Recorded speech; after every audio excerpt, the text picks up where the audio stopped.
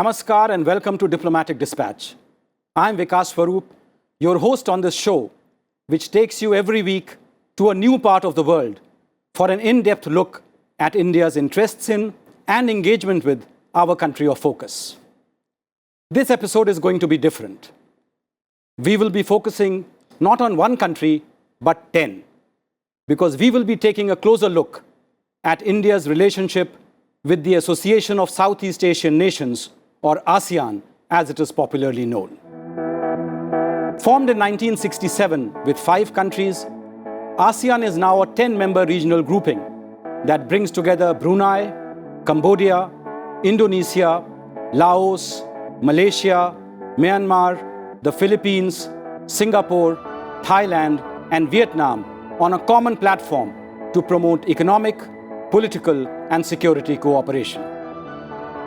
Across the world, ASEAN is held up as a good example of successful regionalism, multilateralism, and globalization. Its importance can be gauged from the fact that it represents a total population of 650 million people and a combined GDP of $2.8 trillion. The group has played a central role in Asian economic integration, beginning with the ASEAN Free Trade Area in 1992 and culminating in one of the world's largest free trade blocs in the form of the Regional Comprehensive Economic Partnership Agreement in November 2020. It has also signed 6 free trade agreements with other regional economies, including India. At the same time, it faces some daunting challenges, such as maritime disputes, human trafficking, narcotics smuggling, refugee flows, natural disasters, food insecurity, terrorism, and the COVID-19 pandemic. India's relationship with ASEAN rests on a strong foundation of our shared geographical, historical, and civilizational links.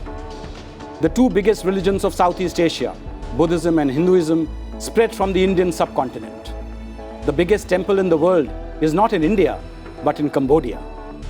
The Indian epics of Ramayana and Mahabharata are as popular in Southeast Asia as they are in India, and the languages of the 2 regions share a lot of common words, including the word bhasha itself. Not surprisingly, 20% of India's total diaspora is located in the ASEAN region. In modern times, India's Look East policy, initiated in the 1990s, was upgraded and reinvigorated in 2014 by becoming Act East. Today, ASEAN is India's 4th largest trading partner, with bilateral trade going up from just $2 billion in 1992 to $87 billion in 2020. The presence of all 10 ASEAN leaders in Delhi in January 2018 to mark India's Republic Day and the 25th anniversary of ASEAN-India ties was a testimony to the importance both sides accord to this vital partnership. Over the years, ASEAN has created several regional mechanisms, including the ASEAN Regional Forum and the East Asia Summit, that allow it to engage major powers and manage their interactions with the region. India has been a summit partner of ASEAN since 2002, and Thursday was the 18th India-ASEAN Summit, which was addressed by Prime Minister Modi. A day earlier, he had addressed the 16th East Asia Summit. So this is the perfect time to learn more about India-ASEAN ties, and to help us do that, I am joined by 3 eminent guests in the studio. Ambassador Riva Ganguly Das is one of India's senior-most diplomats, currently serving as Secretary East in the Ministry of External Affairs, in which capacity she handles relations with ASEAN. She has served earlier as Director General, Indian Council for Cultural Relations, Consul General in New York, Ambassador to Romania, Moldova, and Albania, and High Commissioner to Bangladesh. Ambassador Pham Chau is a veteran diplomat who has been serving as Vietnam's envoy to India, Nepal, and Bhutan since 2018. He was Vietnam's youngest ambassador and permanent delegate to UNESCO, served as Vietnam's ambassador to Belgium, Luxembourg, and the European Union, and was Assistant Minister for Foreign Affairs prior to his posting in India.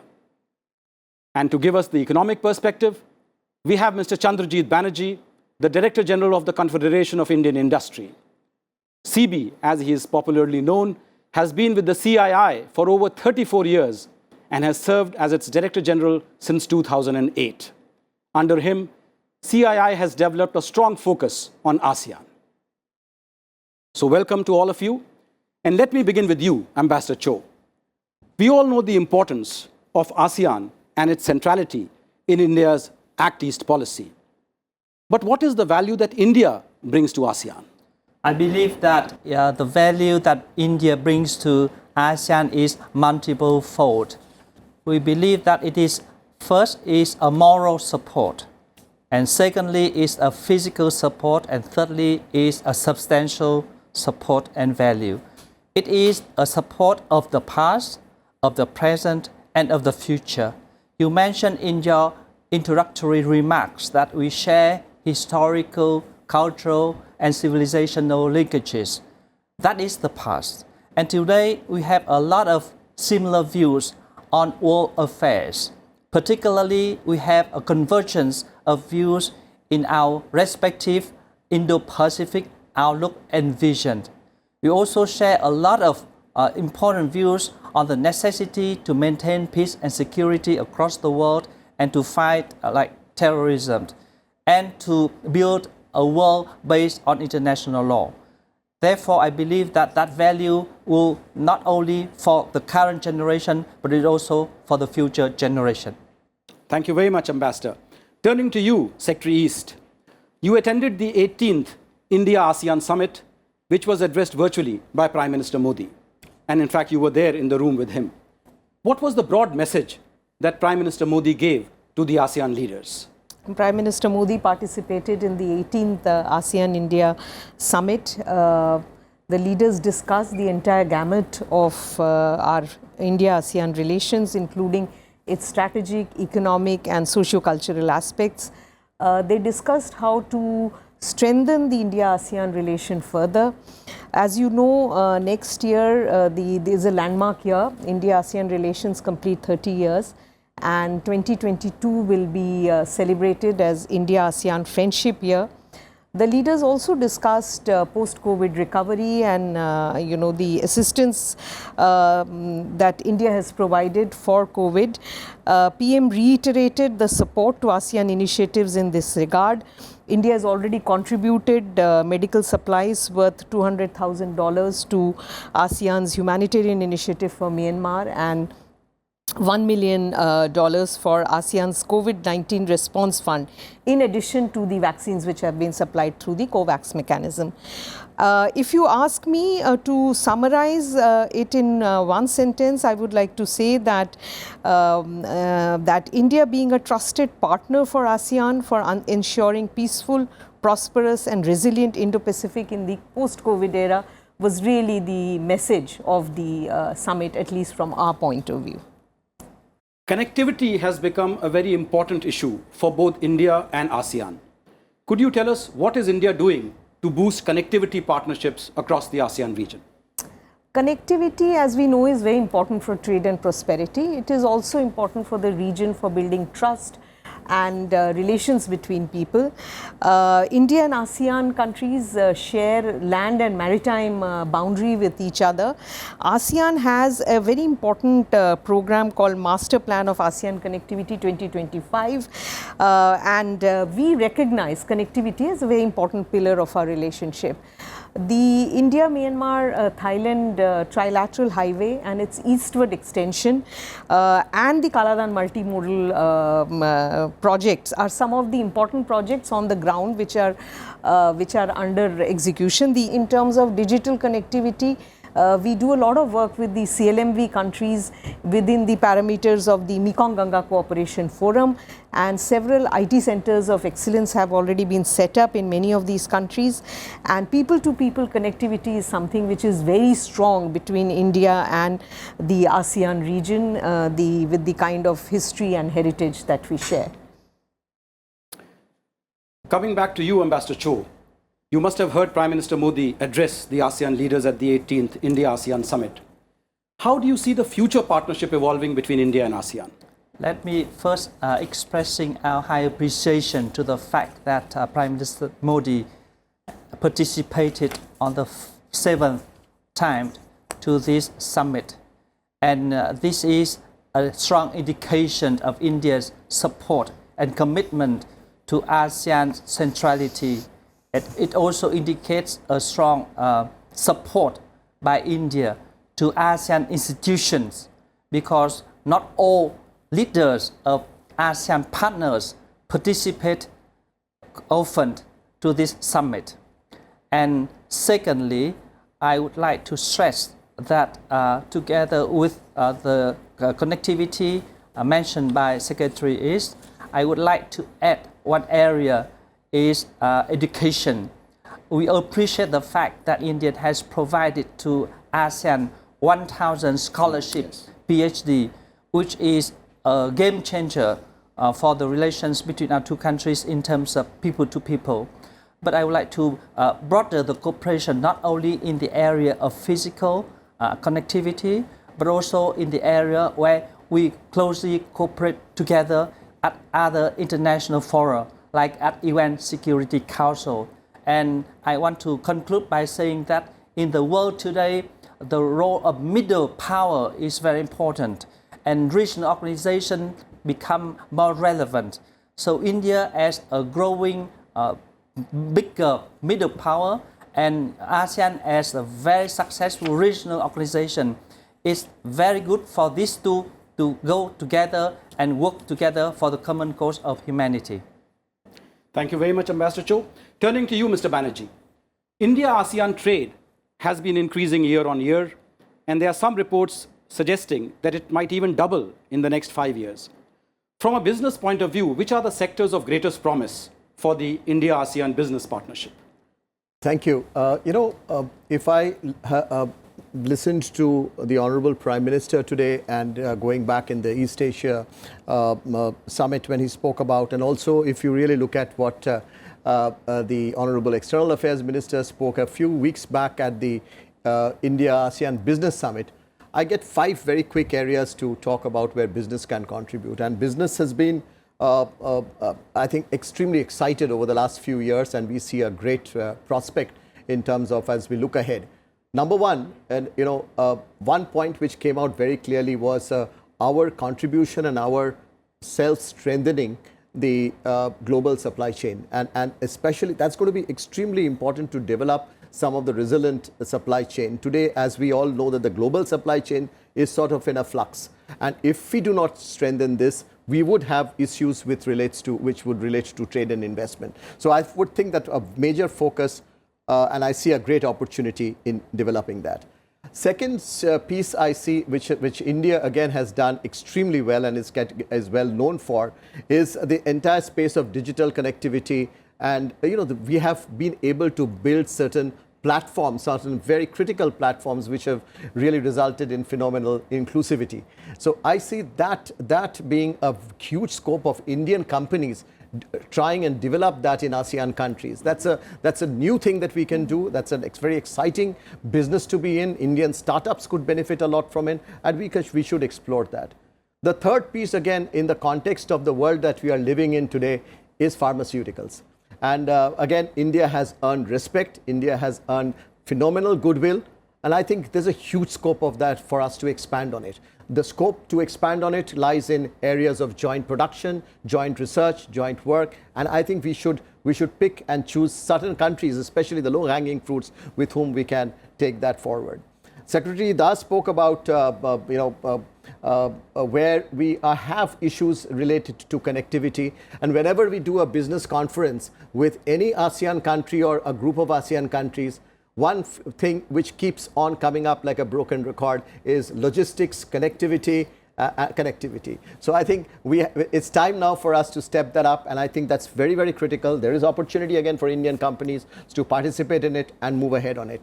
And my last point is, again, a very interesting area, and again, this is an emerging area, and I think is energy security. Phenomenal work has been done with certain countries, Vietnam, Myanmar, on renew energy. And I see that to be another very promising area where Indian companies and Indian business can contribute in the ASEAN-Indian business linkage. Perfect. CB, despite the size and potential of the Southeast Asian market, India still suffers from a trade deficit with ASEAN. which last year was to the tune of $24 billion. So what can be done to create a more balanced trade pattern? And how can we leverage India's growing manufacturing capacity and services prowess within the ASEAN? Very important, actually. And I see, a couple of very, very important issues are on the table at this point in time. And I think we should see how we can really take them further and to fruition. One, of course, is the AITIGA. And I think that's going to be very, very important because that's where we see a lot of promise. What is AITGA? That's the ASEAN-Indian Trade in Goods Agreement. So this is very important because this program aims to demystify diplomacy. No acronyms allowed. Yeah. So that, and I think that's something that it's pretty much on the table. Both sides need to now really look at the deliverables, immediate deliverables on it, look at the contours and really take that forward. Second, there are issues of concern, of course, if you really look at from the point of view of India, and some of that needs to be ironed out, like the rules of origin.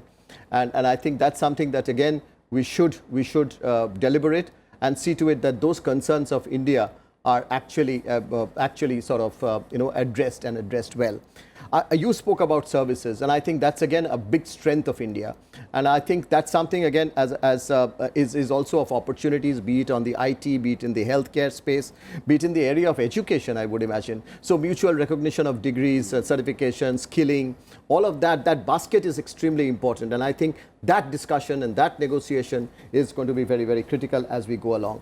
And my last point on this piece is, again, I'll try and not use the acronyms, but when we look at the way ASEAN looks at the Indo-Pacific, or this entire thing of Indo-Pacific Oceans Initiative that we have, I think these are very, very important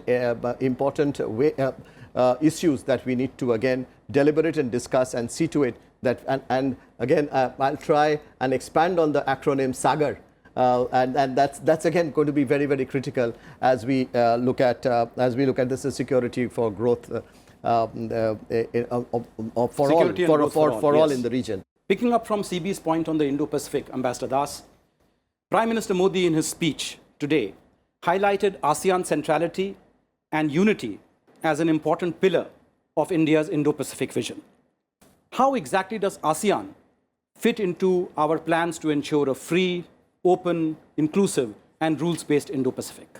At the 14th East Asia Summit, Prime Minister had announced the Indo-Pacific Oceans Initiative with its 7 pillars as a way to practically implement India's vision of the Indo-Pacific.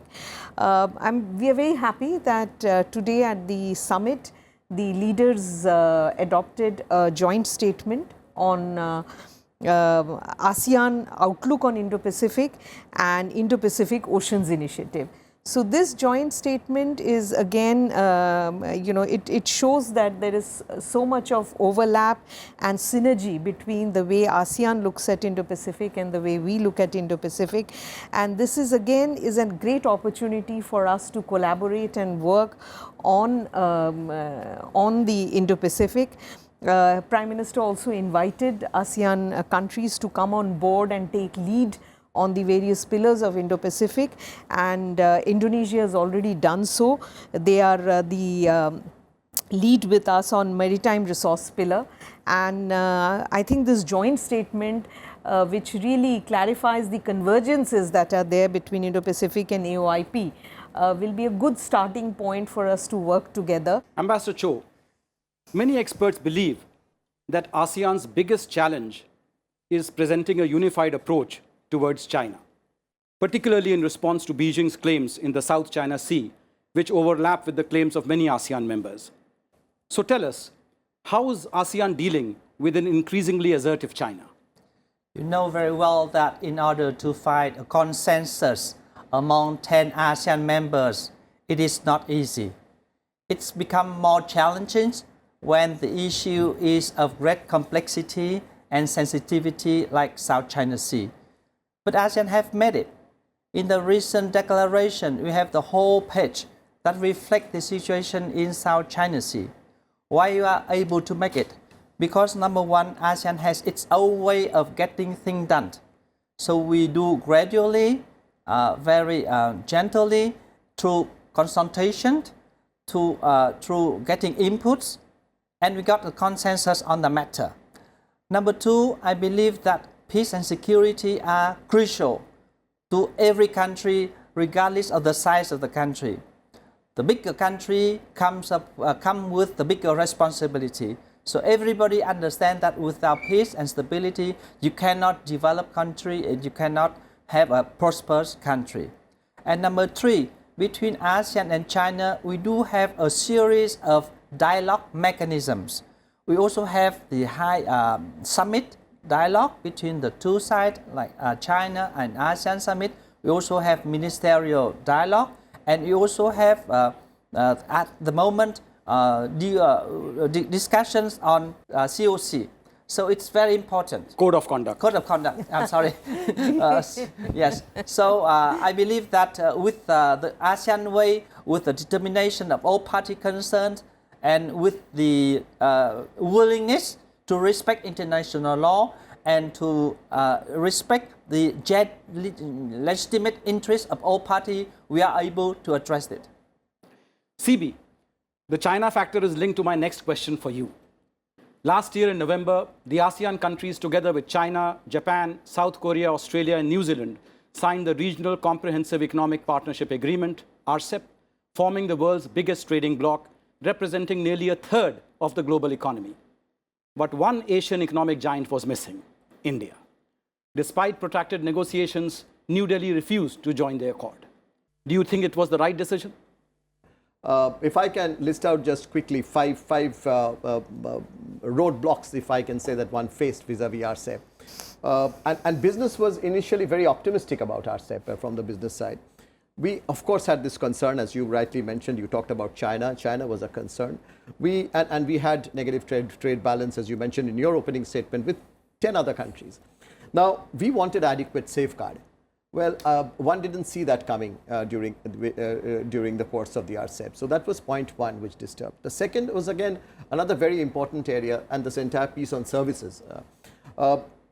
We had submitted two proposals, and one of the points that we said, that if we are to really look at the tariffs on goods, it is important for us to look at the market access on services. Well, that was also, we were let down on it. So that was the second point which we. The third very, very important point and very critical was rules of origin. And we raised that very strongly towards the end, as you know. And what we faced was, and we were very concerned about dumping, that to be the route for dumping. Well, that also did not get adequately addressed. And of course, therefore, my last 2 points are really on market access and also about certain goods and products where our economy are dependent on a large number, cross-section of our society, like dairy products, were also very critical. We found those to be difficult areas. So we have other areas to do. India has always been pretty much open on these negotiations, but I don't think it should be at the cost of both Indian businesses and Indian economy and Indian people. Ambassador Chau, India did not join the RCEP, but is the door still open for, subsequent negotiations for India to eventually make it to the RCEP? When Vietnam hosted the negotiation, we tried to prolong the time with the hope that India can feel comfortable enjoying it.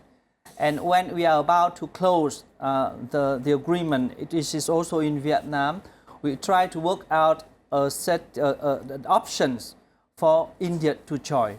Having said that, we really want to have India in the arrangement, because we believe that that will be also in the interest of India, and that will be in the interest of all countries concerned, and that will be also in the interest of the entire region. So the door is always open to India, and even with a special treatment. Thank you, Ambassador Chau. My final question is for Secretary East. As you very well know, there is a lot of cultural connect between India and the ASEAN countries. So what are we doing to strengthen people-to-people ties and boost tourism and cultural exchanges with the ASEAN? India has been very closely involved with a lot of projects, Ambassador would know, in Vietnam, in Cambodia, and we are looking for other opportunities as well for the restoration of archaeological sites, for their preservation. As far as tourism is concerned, ASEAN did emerge as one of the most favorite destinations for tourism for many Indians. Of course, COVID has been a very big challenge in that regard, but we are hopeful that once we are able to deal with the situation as it stands now, we will be able to promote tourism again. And also at today's 18th ASEAN-India Summit, a very important announcement was made. ASEAN is going to prepare a list of all the cultural heritage sites it has, more or less on lines of the UNESCO World Heritage Site. So in this particular project of ASEAN, India has declared that it will support the contours of this, how ASEAN is going to do this and put together the list is still not available, but we have wholeheartedly supported this initiative, and we look forward to working with the ASEAN countries to put together this ASEAN Cultural Heritage List. And with next year having been declared as India-ASEAN Friendship Year, we really look forward to a lot of activities, and hopefully by then tourism will also pick up and we'll all be able to travel to ASEAN. Let me thank all the three panelists for sharing their very useful insights with us. It has enriched our understanding of the promise and potential of the India-ASEAN partnership. That is all I have for you on this episode of Diplomatic Dispatch. Till next week, good evening and goodbye.